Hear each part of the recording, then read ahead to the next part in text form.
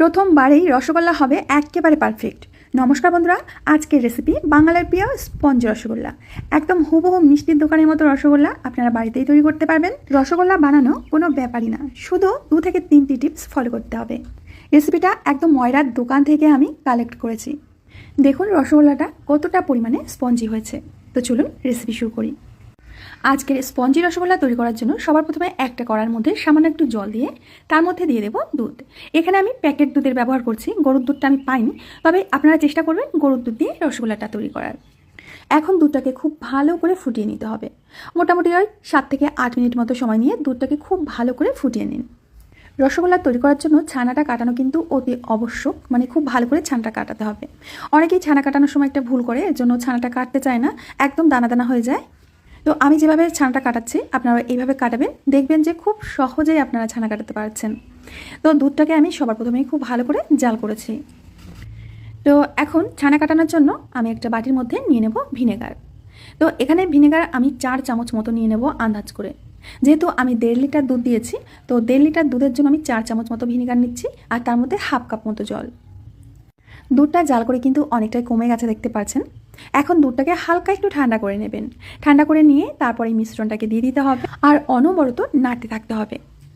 তো এখানে 1.5 লিটার দুধের জন্য আমি 4 চামচ ভিনেগার আর হাফ কাপ মতো জল দিয়েছি। এটা কিন্তু সম্পূর্ণই দিয়ে দেবো, তবে অল্প অল্প করে দেব। এবার গ্যাসের ফ্লেমটাকে হাই করে দেব। এতক্ষণ লোতে রেখেছিলাম, এবার গ্যাসের ফ্লেমটাকে হাই করে দেব। আর আপনারা দেখতে পাচ্ছেন যে ছানাটা কিন্তু কাটতে শুরু করেছে খুব সুন্দরভাবে। দেখুন এই যে ওপরে কিন্তু ভেসে উঠেছে ছানাটা। আর এইভাবে দেখবেন যে ধীরে ধীরে জলটা আলাদা হয়ে যাবে আর ছানাটা আলাদা হয়ে যাবে। হাতের কাছে যদি ভিনেগার না থাকে তাহলে আপনারা লেবুর রস দিয়েও কিন্তু ছানাটা কাটাতে পারেন, সেক্ষেত্রেও লেবুর রসটা কিন্তু পরিমাণ মতো দিতে হবে।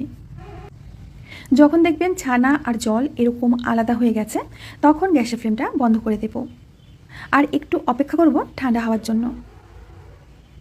তো এতক্ষণে ছানাটা অনেকটাই ঠান্ডা হয়ে গেছে। একেবারে ঠান্ডা করবেন না, হালকা একটু ঠান্ডা করে নেবেন। তো দেখতে পাচ্ছেন কত সুন্দর ছানা কেটে গেছে। এখন একটা ছাঁকনি নিয়েছি, ছাঁকনির উপরে আমি সাদা একটা সুতির কাপড় দিয়ে দিচ্ছি। এবার এর মধ্যে আমরা ছানাটা দিয়ে দিচ্ছি।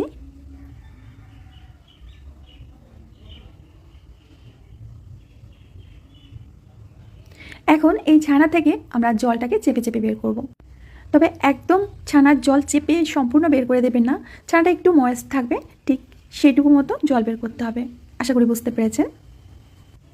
তো 1.5 লিটার দুধ থেকে কিন্তু আমরা অনেকটাই ছানা পেয়েছি।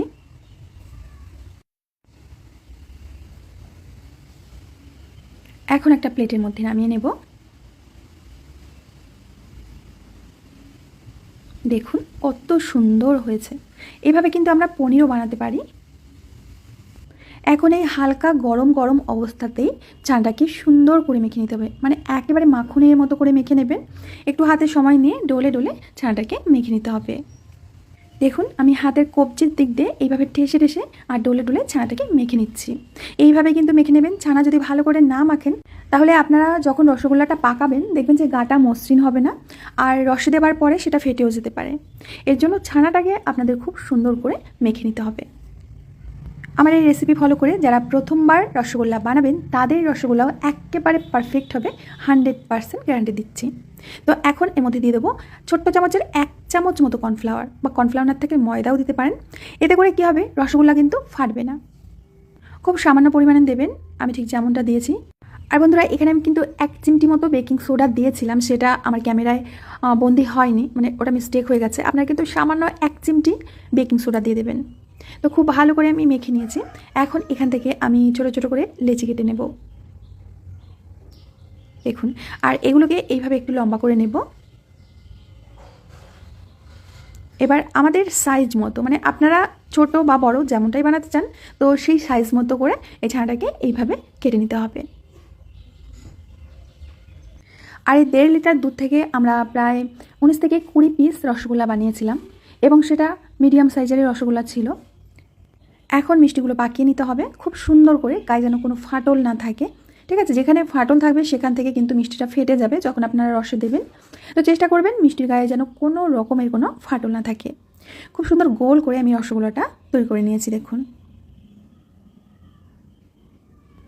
আর একে একে প্রত্যেকটি রসগোল্লা আমি তৈরি করে নিচ্ছি। তবে আমি চেষ্টা করেছি সবগুলো একই রকমের তৈরি করার। এখন চিনি শিরা তৈরি করতে হবে। এর জন্য আমি দিয়ে দেবো 1 বাটি চিনি। প্রথমে আমি 1 বাটি দিচ্ছি, তো পরে আরও দেবো। তো 3 বাটি জল দিলাম, আর ছোট্ট বাটির 1 বাটি, মানে বড় বাটির হাফ বাটি জলটা বুঝতে পারবে না তোমরা, এর জন্য ছোট বাটির 1 বাটি, বড় বাটির 1 বাটি দিয়েছি। যতটা চিনি দেবেন তার 3 গুণ পর্যন্ত জল দেবেন, ঠিক আছে? জলটা কমাবেন না।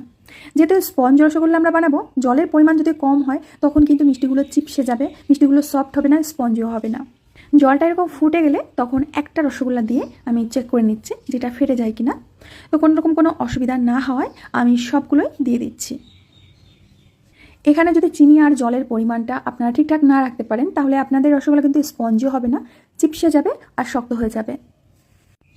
এখন হাই ফ্লেমে আমাদের মিষ্টিগুলো ফুটিয়ে নিতে হবে পাক্কা 30 থেকে 35 মিনিট। আর মাঝে মধ্যে একটু হাত দিয়ে এইভাবে নেড়ে নেড়ে দিতে হবে। আর ধীরে ধীরে দেখবেন যে মিষ্টিগুলো ফুলতে শুরু করেছে। এই দেখুন আস্তে আস্তে কিন্তু বড় হয়ে যাচ্ছে। গ্যাসের ফ্লেমটা একই রকম রাখবেন, হাই ফ্লেমে কিন্তু জাল করতে হবে। প্রায় 15 থেকে 20 মিনিট পর আমরা এখানে জল অ্যাড করব। জলটা অবশ্যই গরম জল দেবেন। এখানে 2 থেকে 3 হাতা মতো আমি কিন্তু জল দিয়ে দিয়েছি। চিনি শিরাটা কোনোভাবেই কিন্তু ঘন করা যাবে না। এখন ঢাকনা দিয়ে ঢেকে আরও 10 মিনিট মতো জাল করে নেব। এখানে 10 মিনিট পর আমি ঢাকনাটা খুলে নিচ্ছি। আর আপনারা দেখতে পাচ্ছেন মিষ্টিগুলো ফুলে কিন্তু একেবারে ডবল হয়ে গেছে। আর একটু নেড়ে দেবো। টোটাল আমি 35 মিনিট জাল করেছি হাই ফ্লেমে।